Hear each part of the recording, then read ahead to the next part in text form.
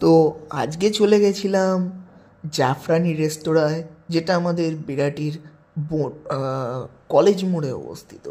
তো এই হলো গিয়ে সেখান থেকে অর্ডার করেছিলাম আমি mushroom roll, egg mushroom role.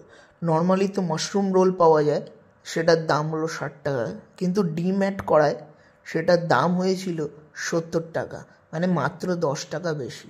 এবং এখানে তোমরা দেখতেই পাচ্ছ পরোটাটা একদম পুরো লাচ্ছা পরোটা, এবং তার ভেতরে এরকম স্টাফিং ভর্তি, মেয়োনিজ এবং সস দেওয়া, এবং রোলটা যথেষ্ট বড় ছিল, যথেষ্ট।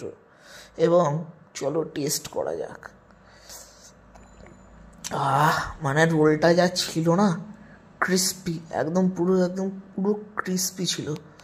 মানে মুখে যখন দিলাম, তার সাথে পেঁয়াজ, ক্যাপসিকাম, এদিকে সসের টেস্টটা পাওয়া গেল, ঠিক আছে।